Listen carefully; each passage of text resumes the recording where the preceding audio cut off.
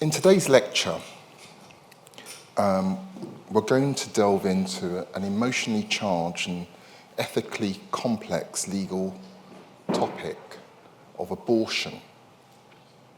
This discourse evokes strong sentiments and confronts individuals with profound moral and ethical dilemmas.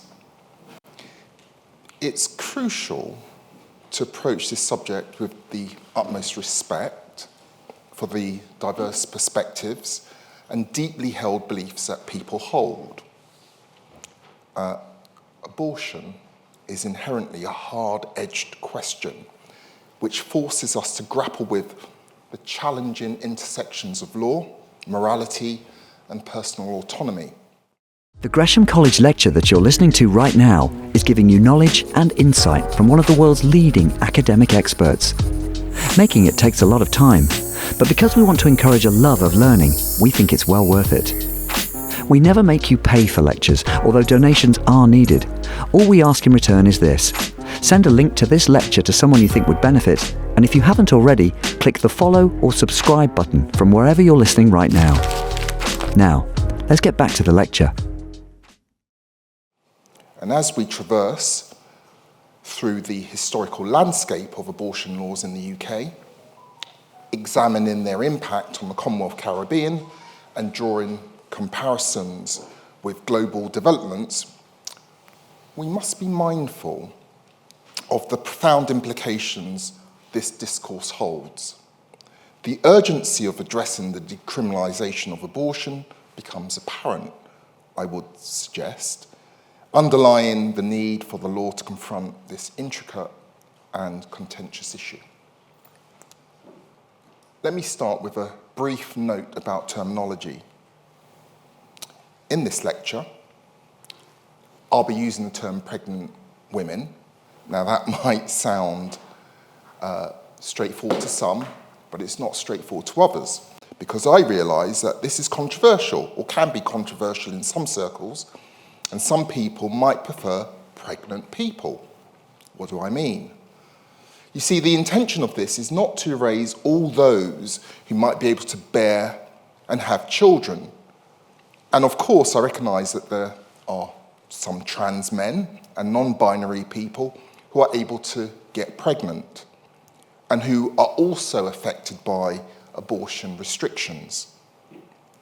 To say this is not to diminish the obvious fact that abortion politics is heavily gendered, but my stance is simply to accept that most people affected by abortion restrictions are women. But I do think it's important to acknowledge that trans men and non-binary people exist too and have a stake in the right to abortion. That said, I will be frequently quoting statutes, case law, and academic works which do refer exclusively to women.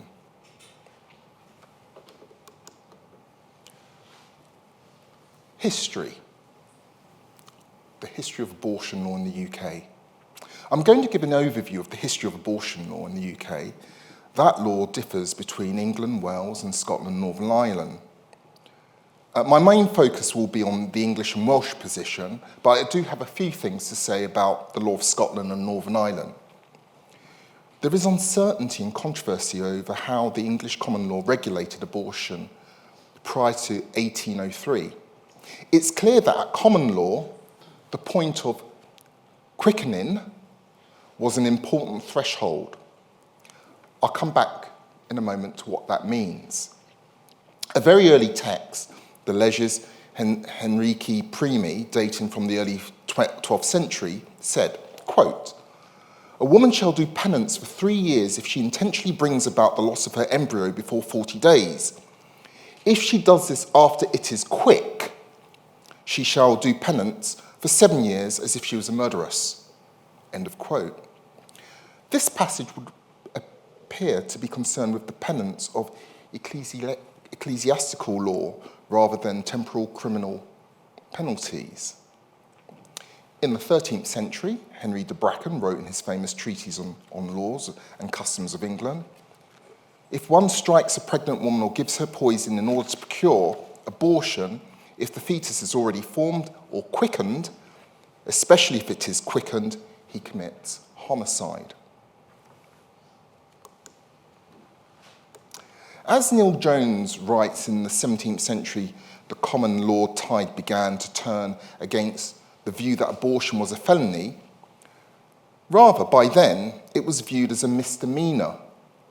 Edward Coke's Institutes of Laws of England said, quote, "If a woman be quick with child, and by a potion or otherwise killeth in her womb, or if a man beat her, whereby the child dieth in her body, and she is delivered of a dead child, this is a great misprison, and no murder, but if the child be born alive, and dieth of the potion, battery, or other cause, this is murder.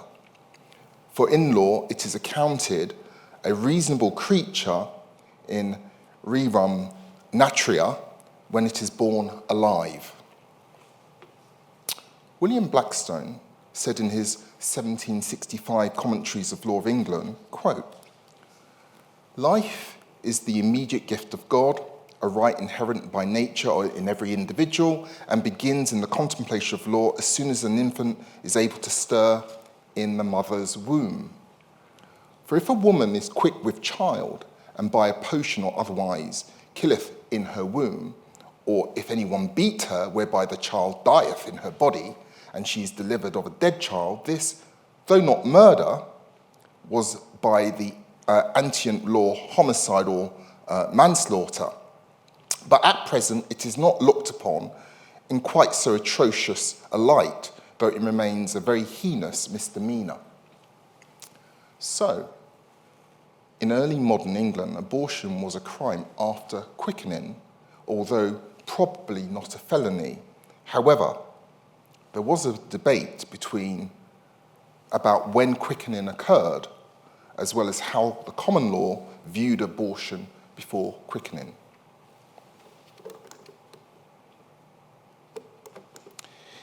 Here in England and Wales, that debate is largely only of historical interest. However, in the United States, the state of the pre-1803 English common law has become the subject of intense political modern controversy because of its role played in the modern US constitutional jurisprudence. In Roe versus Wade, the well-known case in which the US Supreme Court found that there was a constitutional right to abortion, Mr. Justice Blackmun wrote, it is undisputed that at common law, abortion performed before quickening, the first recognizable movement of the fetus in utero, appearing usually from the 16th to the 18th week of pregnancy, was not an indictable offence. However, opponents of abortion have since counterattacked on this issue. They have, for example, cited the 1838 English case of Crown against Wycherley, which may suggest that quick did not mean the same thing in every context. A woman was convicted of murder, and the question arose whether she was excused from being executed because she was pregnant or quick with child. The law report records that Mr. Baron Gurney said, "Quick with child is having conceived. With quick child is when the child has quickened. Do you understand the distinction I make?" End quote. In an amicus brief submitted by the conservative legal scholars John Finnis and Robert George in the recent case of Dobbs against Jackson's Women Health Organisation, the authors argued that a fetus would have to be viewed as quick from the 6th week of pregnancy and not from the time that the pregnant woman felt movement in their womb. In contrast, an amicus brief in the same case by the American Historical Association and Organization of American Historians supports the view that that quickening was the point at which the pregnant woman felt the fetus move. This debate was alluded to by Mr. Justice Alito in the footnote in the opinion of the court, but he did not find it necessary to resolve it.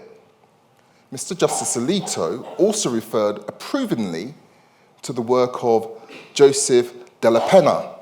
Della Penna's work has, however, come into robust scholarly criticism from Carla Spivak, who states that Della Penna, quote, distorts the evidence to press an abolitionist position about legal history. Another complicating factor is the relationship between the common law and ecclesiastical law. As we've seen, the Legis Henrici addresses abortion in the context of penance rather than temporal criminal penalties. Commenting on the Dobbs judgment, R.H. Helmholtz argues that abortion in medieval times was principally concerned with ecclesiastical law and within the jurisdictions of those courts, and that the ecclesiastical jurisdiction over the subject lasted well into the 16th century, whereas the jurisdictional history becomes more tangled. Now, I don't propose to attempt to resolve the historical controversies. Instead, I will move on to 1803, when the English law against abortion was put on the statutory footing by Lord Ellenborough's Act. The Act was very severe. It made it a capital offence to cause and procure the miscarriage of any woman, then being quick with child. It also criminalised abortion before quickening, which made it punishable with fines, imprisonment, the pillory, whipping, or transportation, but not with death. According to Dickens and Cook, it was not clear whether a pregnant woman performing an abortion on themselves, on herself, was criminalised by this act. The 1803 Act was superseded by Lord Lansdowne's Act of 1828, which in turn was superseded by the Offences Against the Persons Act of 1837. The latter abolished the death penalty for abortion and also abolished the distinction between pre-quickening and post-quickening abortions. The next major statute enacted was Section 58 of the Offences Against the Persons Act 1861, which is still in force today.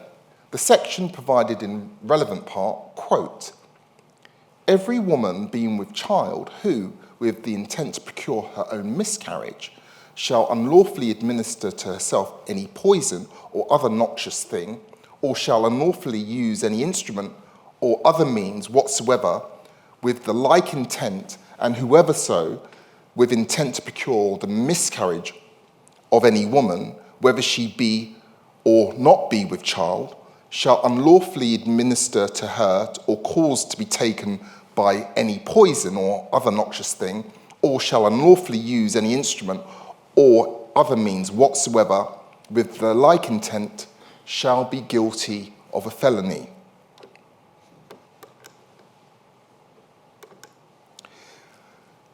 An important caveat here is the word unlawfully, which left open the possibility of a defence that there was such a thing as a lawful abortion. The case of Crown against Bourn in 1939 established that such a defence existed. In Bourn, an obstetric surgeon was indicted for performing an abortion on a 14-year-old girl. According to the law report, she had been raped with great violence and had become pregnant as a result of the rape. Mr. Justice McNaughton relied on, by analogy, on the separate offence of child destruction under the Infant Life Preservation Act of 1929, which provided a defence where the relevant act was done in good faith for the purpose only of preserving the life of another and preserving the life of the mother. He accepted that the 1929 Act did not apply directly, but he said that the proviso that it is necessary for the Crown to prove that the Act was not done in good faith for the purpose of only preserving the life of the mother is in accordance with what has always been the common law of England with regard to the killing of an unborn child. He went on to take a relatively expansive interpretation of what is meant by preserving the life of the mother. He said, quote, "It is not contended that those words mean merely for the purpose of saving the mother from instant death. There are cases, we are told, where it's reasonably certain that a pregnant woman will not be able to deliver the child which is in her womb and survive. In such a case, where the doctor anticipates, basing his opinion upon the experience of the profession, that the child cannot be delivered without the death of the mother, it is obvious that the sooner the operation is performed, the better. The law does not require the doctor to wait until the unfortunate woman is in peril of immediate death. In such a case, he is not only entitled, but it is his duty to perform the operation with a view to saving her life." As I've said, I think those words ought to be construed in a reasonable sense, and if the doctor is of the opinion, on reasonable grounds, and with adequate knowledge that the probable consequence of the continuance of the pregnancy will be to make the woman a physical or mental wreck, the jury are quite entitled to take the view that the doctor who, under those circumstances, and in that honest belief, is operating for the purposes of preserving the life of the mother. End quote. The Bourn case was the leading authority in England and Wales on the construction of Section 58 offence until 1967. Elsewhere in the Commonwealth, it continues to be relevant today, as we will see.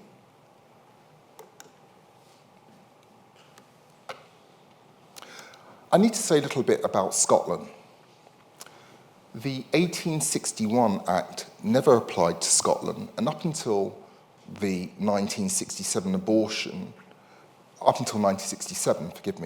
in Scotland was wholly a common law matter. The Scottish legal scholar Jonathan Brown writes that prior to 1967, quote, "Scots law recognised the legitimacy of therapeutic termination. Abortion was treated primarily as a medical matter, and the dearth of Scottish case law concerning abortion may be attributed to the fact that the legal profession was reluctant to interfere with decisions made by doctors," end quote. Brown cites the case of Her Majesty's Advocate against Graham in 1897, which holds that the abortion must have been carried out wickedly and feloniously to be criminal. He states that there was only one case in which a Scottish medical practitioner was prosecuted. The case was Crown against Advocate against Ross, in which the central issue was the fact that the termination occurred in the patient's home in the absence of professional medical guidance. He further notes that Dr. Ross pleaded guilty, and the case did not therefore establish any precedent that Ross's actions were criminal. The pre-1967 abortion law of Scotland was therefore, in Brown's word, far from clear. Although abortion was a crime known to law, it appears that there were circumstances in which abortion could lawfully be carried out.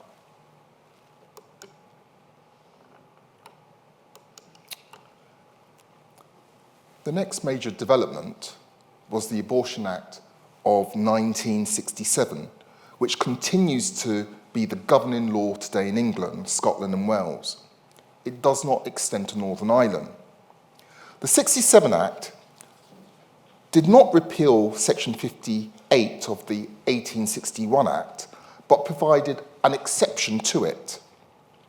Under the Act, as originally enacted, an abortion could be performed by a doctor up to the 28th week of the pregnancy if 2 doctors formed the opinion that risk to the life of the pregnant woman or of injury to the physical or mental health of the pregnant woman or any existing children of her family greater than if the pregnancy was terminated.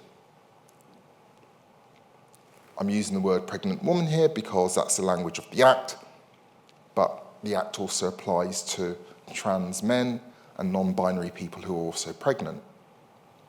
It also allowed abortion at any stage of the pregnancy where 2 doctors formed the opinion that, quote, there is a substantial risk that if the child were born, it would suffer from such physical or mental abnormalities as to be seriously handicapped, end of quote.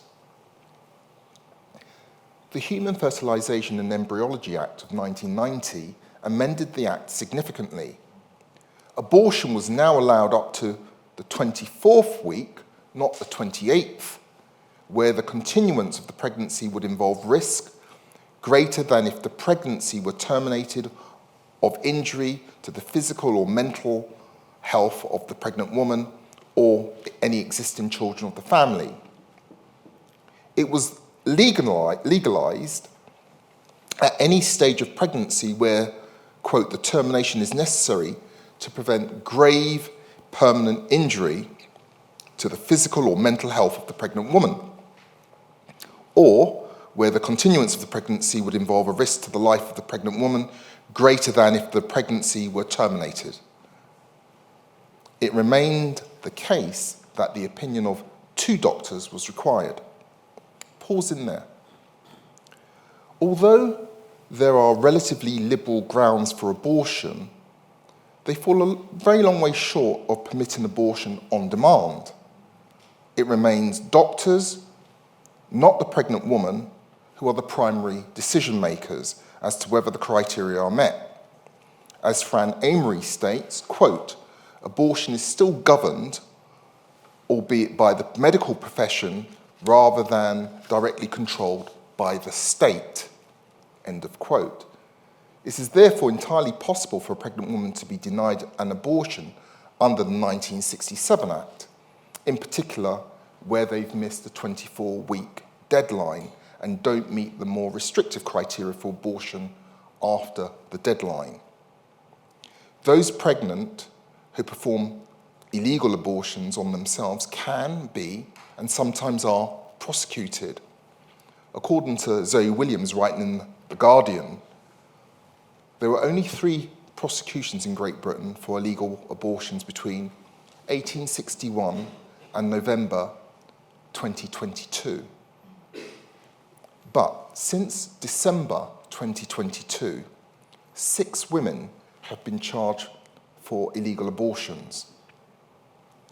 In June 2023, Carla Foster was sentenced to 24 months in prison, reduced on appeal to a suspended sentence of 14 months for self-administering mifepristone when she was over the 24-week limit. As an aside, given that the 1861 Act does not apply in Scotland, the question might be thought to arise as to whether the Scottish common law defence, to which I referred to earlier, has survived, such that abortion might be lawful in Scotland, even where it's not authorised by the 1967 Act.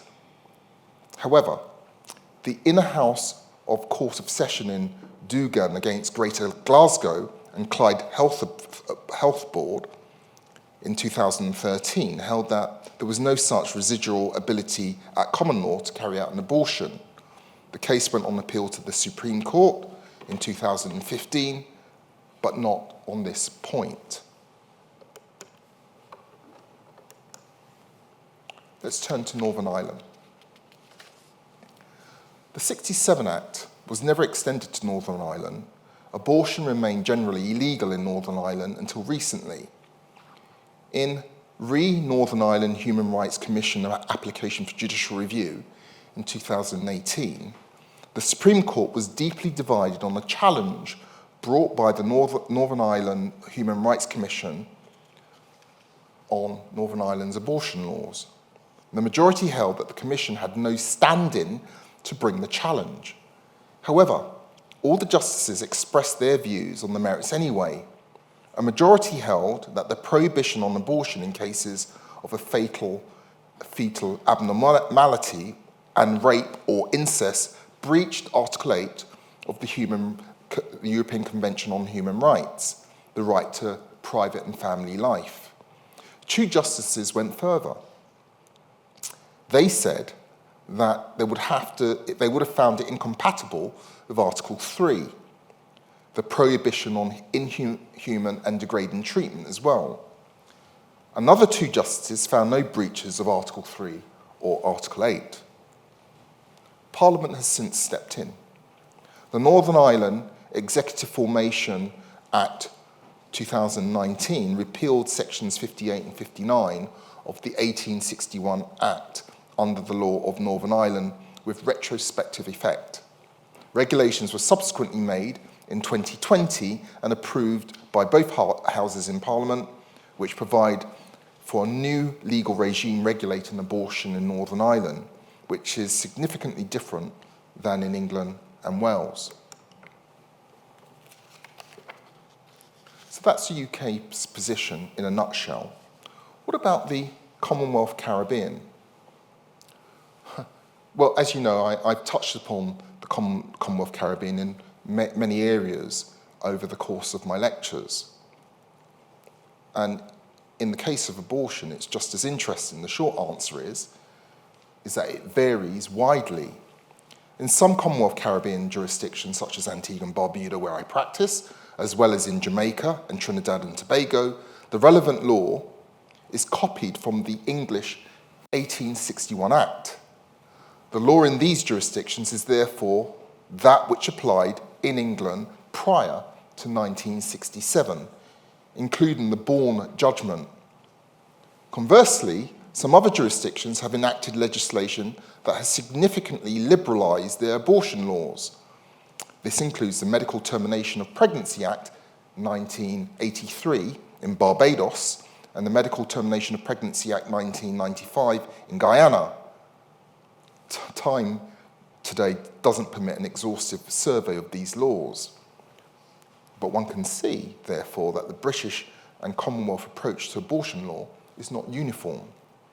However, the general approach has to be to criminalise abortion, but to carve out exceptions to that criminalisation. And the extent of those exceptions vary from jurisdiction to jurisdiction.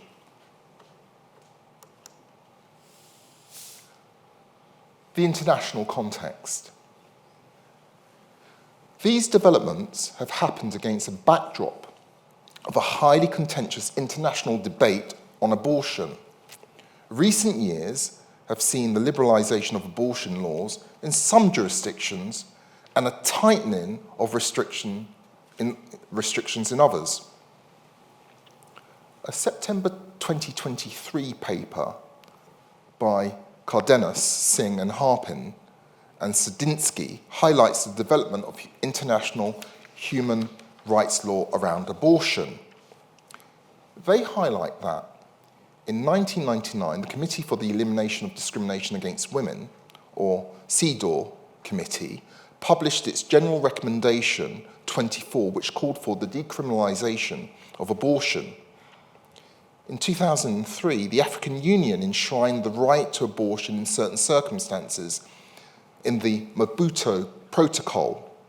The UN Human Rights Committee in KL against Peru, communication number 1153 of 2003, found that the denial of abortion to a teenage girl carrying a severely disabled fetus had violated her rights under International Covenant on Civil and Political Rights, specifically Article 7, the prohibition of cruel, inhuman and degrading treatment, Article 17, the right to privacy, Article 24, the right to children to special protection, and Article 2, the right to a legal remedy. Subsequently, Mellett against Ireland in 2016, the committee found that a woman in the Republic of Ireland carrying a non-viable fetus who had had to travel abroad for an abortion suffered cruel, inhuman, and degrading treatment contrary to Article 7 of the Covenant. Her rights under Article 17, the right to privacy, and Article 26, the prohibition of discrimination, had been violated. For context, since 1983, the 8th Amendment to the Irish Constitution enshrined a general prohibition on abortion in Irish constitutional law. The committee reached a similar view in another Irish abortion case, Whelan against Ireland, in 2017. In contrast, the European Court of Human Rights had taken a more restrained view. In an earlier case, A, B, and C against Ireland in 2011, that was a case brought by 3 Irish women who had to travel abroad for their abortions. They claimed that under Article 2 of the European Convention on Human Rights, the right to life, and Article 3, prohibition against inhuman or degrading treatment or punishment, were held inadmissible. The court found that there was no violation of Article 8, the right to private and family life, in relation to the first and second applicants. However, it did find such a violation in relation to the third applicant, who had a rare form of cancer and had undergone chemotherapy. This was on the ground that there was no accessible and effective procedure by which she could have established whether she qualified for a lawful abortion in Ireland, under Irish law as it then stood. This case led to the enactment of the Protection of Life During Pregnancy Act 2013, which set out a legal framework for when people would qualify for abortion in Ireland. Finally, in 2018, after the Mellett and Whelan decisions, the Irish electorate voted to repeal the 8th Amendment to the Constitution, passing the 36th Amendment.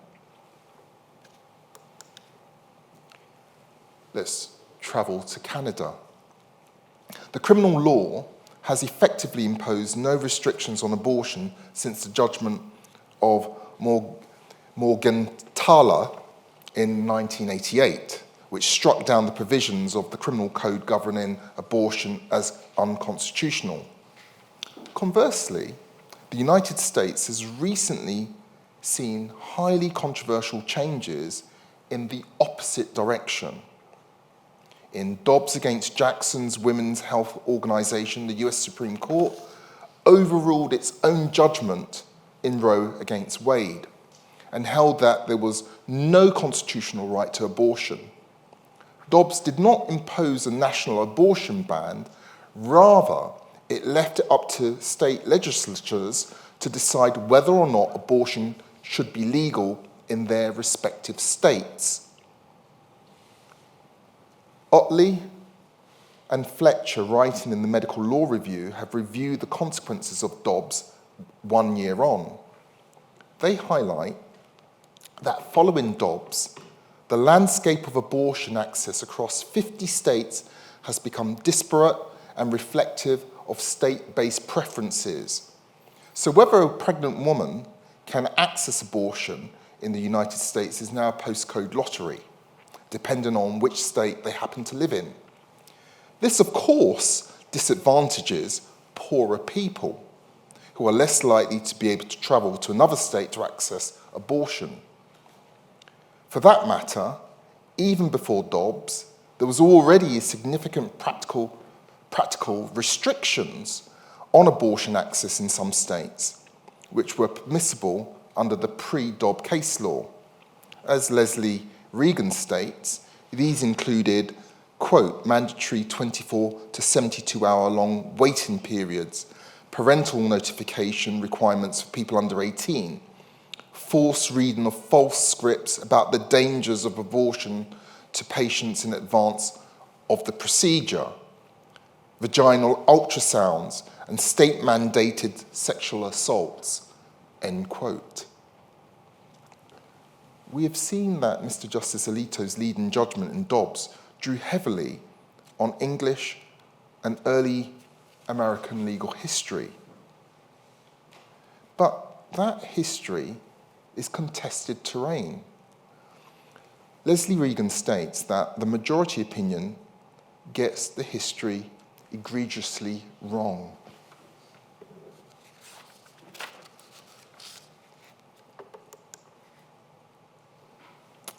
Reform of abortion law. So having looked at the present state of abortion law, we're now going to consider how it could be reformed. Now, time does not permit me to do justice to the moral, philosophical debate around abortion, but I'll attempt to sum up my position briefly. Generally, the classic argument about abortion is simply that a fetus is a human life and that it is wrong to take an innocent human life. As many opponents of abortion are religious, this is often coupled with the idea that a fetus has a human soul, and that's from the moment of conception. Conversely, from a secular perspective, many people would argue that an embryo or fetus in the early stages of development cannot meaningfully be called persons. And this naturally leads to that thorny debate about when a person becomes a person. At conception, at birth, at some point in between, and invites the drawing of arbitrary lines. But the main argument made in practice by most proponents of abortion is simply based on bodily autonomy. They say that even if a fetus is a person, the pregnant woman has an absolute right to decide what happens to her own body, and therefore not obliged to carry the fetus to term. The most powerful expression of this argument is in Judith Thompson's famous violinist example. I'm going to quote it. Quote, "I propose then that we grant the fetus is a person from the moment of conception." How does the argument go from there? Something like this, I take it. Every person has a right to life, so the fetus has a right to life. No doubt, the mother has a right to decide what shall happen in and to her body. Everyone would grant that. But surely a person's right to life is stronger and more stringent than the mother's right to decide what happens in and to her body, and so outweighs it. So the fetus may not be killed, an abortion may not be performed. It sounds plausible. But now, let me ask you to imagine this. You wake up in the morning and find yourself back to back in bed with an unconscious violinist, a famous unconscious violinist. He has been found to have a fatal kidney ailment. And the Society of Music Lovers has canvassed all available medical records and found that you, and you alone, have the right blood type to help. They have therefore kidnapped you. And last night, the violinist's circulatory system has been plugged into yours, so that your kidneys can be used to extract poisons from his blood as well as your own. Now, the director of the hospital tells you, look, we're sorry, the Society of Music Lovers did this to you. We would never have permitted it if we had known, but still they did it, and the violinist is now plugged into you. To unplug you would be to kill him. But never mind, it's only for 9 months. By then, he will have recovered from his ailment, and you can safely be unplugged from you. Is it morally incumbent on you to accede to this situation? No doubt it would be very nice of you if you did, a great kindness. But do you have to accede to it? What if it were not 9 months, but 9 years, or longer still?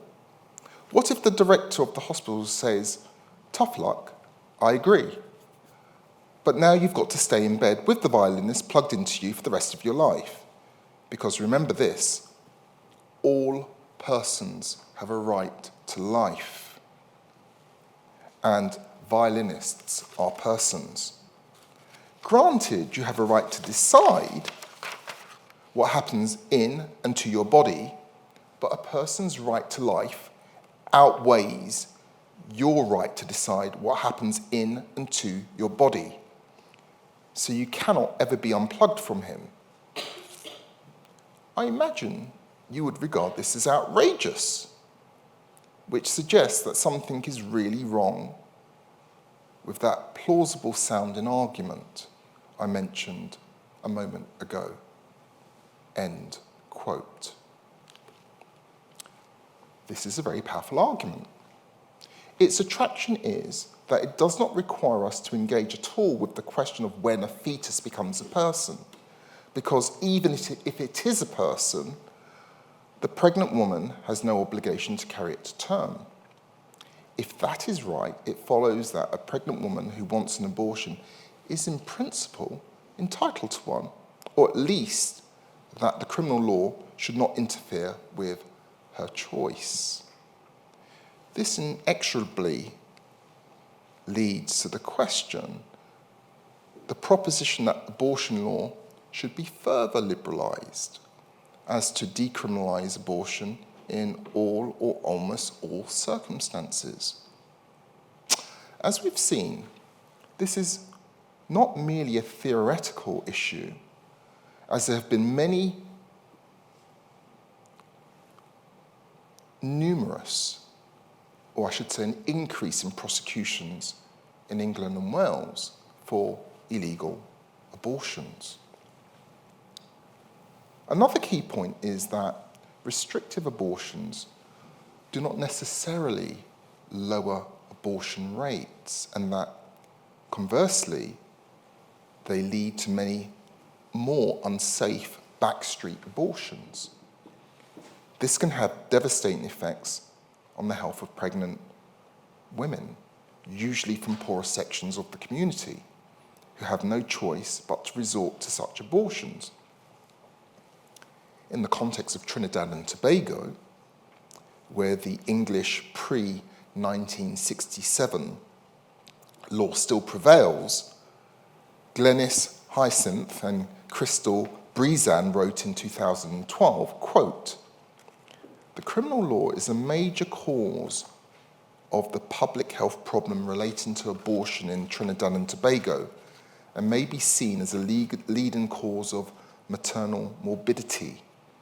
The interpretation of the criminal law makes it impossible for a woman with an unwanted pregnancy to obtain safe medical care in hospitals, and oftentimes drives poor women to risk their lives with dangerous procedures," end quote. I do want, however, to make a final point, which is no less important than the other issues I've addressed in this lecture. While some may argue that abortion should be fully decriminalised, I also don't want you to think that that's a complete answer to the issue. We need to address the social and economic context. In her landmark 1983 essay, Racism, Birth Control and Reproductive Rights, Angela Davis makes clear that birth control, including abortion, quote, "is a fundamental prerequisite for the emancipation of women," end quote. However, she also criticises the abortion rights movement of the time, stating that, quote, arguments advanced by birth control advocates have sometimes been based on blatantly racist premises, that the historical record for this movement leaves much to be desired, and that the ranks of the abortion rights campaign did not include substantial numbers of women of colour. She makes a powerful, if not uncomfortable, point about the history of abortion amongst enslaved people. Quote, black women have been aborting themselves since the earliest days of slavery. Many slave women refused to bring children into a world of forced labour, where chains and floggings and sexual abuse of women were the everyday conditions of life. Why were self-imposed abortions and reluctant acts of infanticide such common occurrences during slavery? Not because black women had discovered solutions to their predicaments, but rather because they were desperate. Abortions and infanticides were the acts of desperation, motivated not by the biological birth process, but by the oppressive conditions of slavery. Most of these women, no doubt, would have expressed their deepest resentments had someone held their abortions as stepping stones towards freedom. End of quote.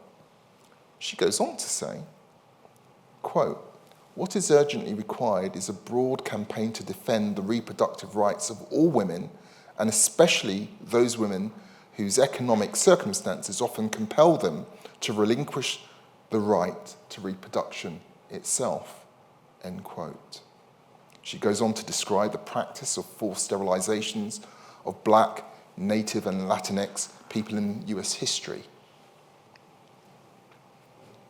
Reproductive rights shouldn't begin and end with the right to abortion and contraception, important though those things are. They should also extend to change in social and economic conditions so that those who want to raise children are able to do so. All too often, black people, people of colour and working class people are not afforded the same range of choices as those who are more privileged. In conclusion, we need the full decriminalisation of abortion. Section 58 of the 1861 Act should be repealed, and the remaining restrictions on abortion access should be swept away. This is particularly pressing for those in the Caribbean jurisdictions who have not liberalised their abortion laws and where the pre-1967 English law still applies. But we also need to change the social and economic conditions under which many marginalised people who wish to raise their children are unable to do so.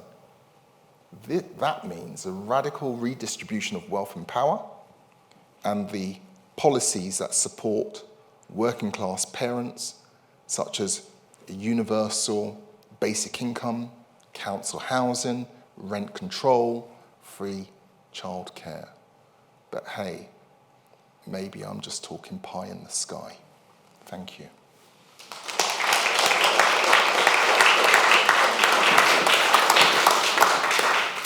Professor Thomas, thank you. That was an absolutely fascinating lecture. Really, really interesting. And we've got time for a few questions. I've got some questions that have come in. And interestingly enough, they're kind of grouping around certain themes. So I'm going to have a go at trying to kind of pull them together. I'll try to answer them.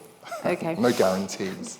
So, really interesting final point. I think we'll probably want to come back to that at some point. But just going back to the larger overall framing of the lecture, you took us through sort of a genealogy, if you will, of the laws. And what was interesting, and I think you mentioned it yourself, was that the direction of travel has to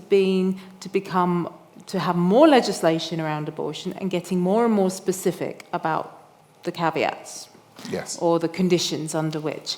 And yet, there seems to be a slight almost paradox here, because as the law's doing that, it seems to have been that changes, especially in different parts of the world, have almost become almost conversely, more arbitrary according to who's in power, who wants what, who shouts the loudest in the lobby, for example. So some of the questions, and then also, how politicized this has become with the growth of the women's movement and things like that.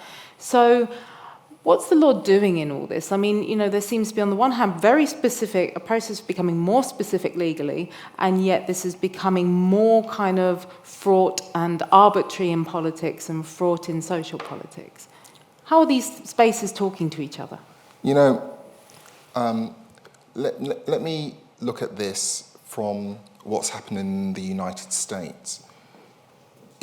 Abortion has become such a political football that, from my stance, from my point of view, it's not so much about the rights of the woman, the rights of the child. It's a populist view, which has been, if you look at some of the leading politicians, I'm not going to mention names, but you will see that at one stage they were,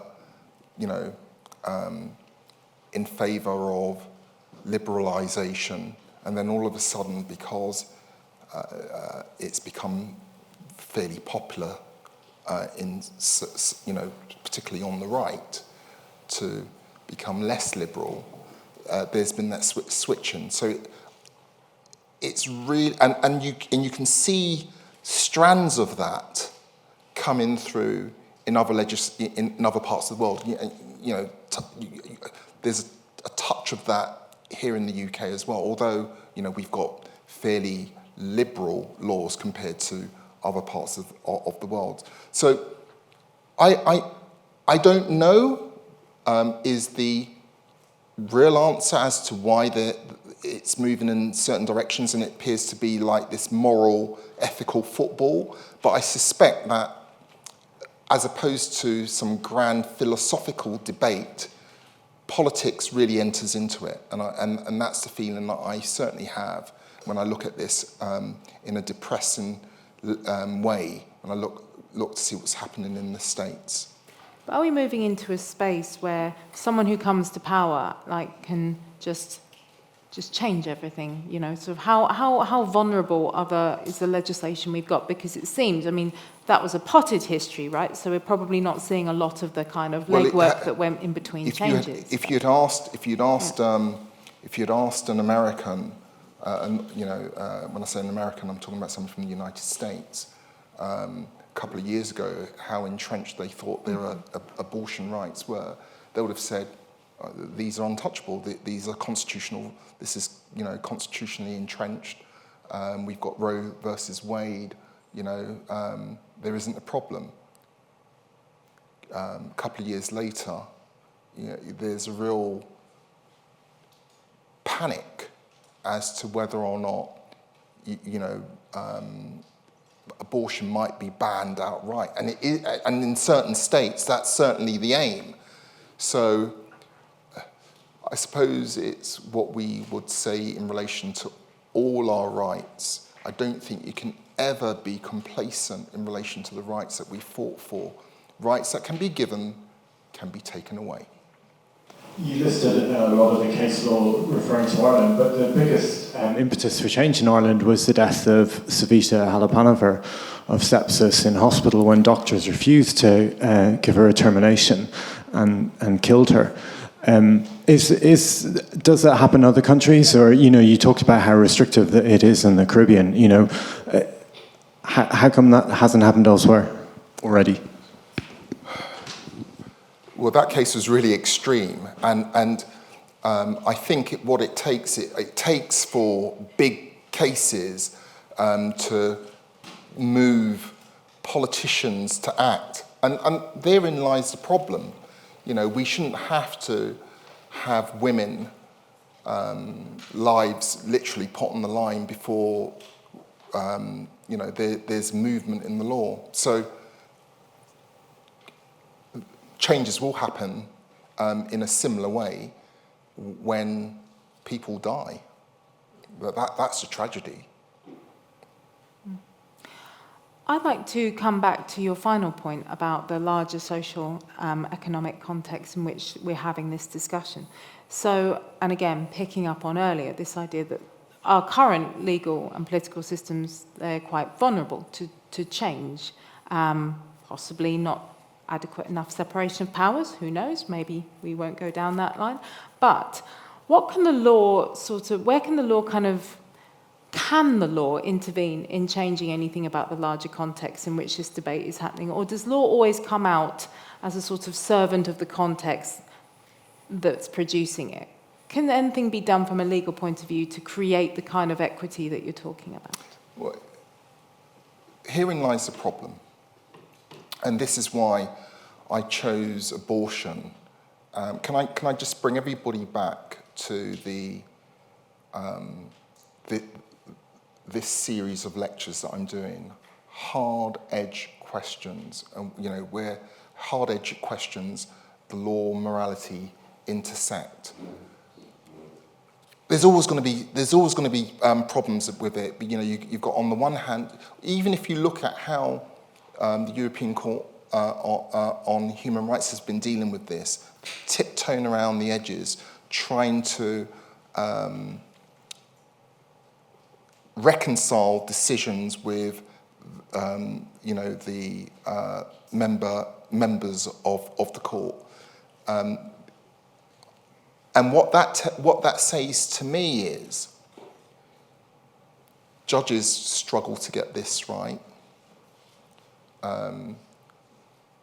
We looked at Roe versus Wade and how it was changed by the Dobbs decision. One would have thought where you have years and years of precedence where something is apparently very clear, why is it that judges would suddenly change years of, decades of precedent? And that's because, and this comes back to an earlier lecture, judges are subjected to the same influences and pressures all of us face. I repeat it, rights that can be given are rights that can be taken away. Mm-hmm. So the philosopher Amir Srinivasan also talks about how, before we can really go further with the abortion question, that if we address some of the socioeconomic problems that you're talking about, actually we'd be having a very different conversation altogether, and that we wouldn't be sort of splitting hairs about which week and when and who may do this and how many opinions are required. We would be having a completely different conversation. What do you think about that point of view? Yeah, I think we would. And what's philosophically, I think Angela Davis and the point that she makes about black women and their experience and how they see the abortion debate, if I can put it in that way, is very, very different from those who are considered to be more privileged. Yeah. Sorry, I'm a hospital doctor and a lawyer. And the question about can the law come up with an answer, the example is Holland. We had this debate in Holland 50 years ago when I was a medical student in Holland. And the way Holland has dealt with it is completely liberalizing the law and saying, you don't need a reason, you can have an abortion up to X weeks. And after X weeks, it becomes a debate of, is this a fetus a person or not? The rights of the unborn child against the rights of the mother. And I think if you take the example of America, it is religion, the fundamentalist Christians in America, of whom there are many in politics, who have moved this debate completely to the opposite in modern times. So it can be done. Holland is the example of it. Take that as a comment, and I just hope to goodness that the recent election result in the Netherlands does not change that. Please join me in thanking our speaker, Professor Leslie Thompson.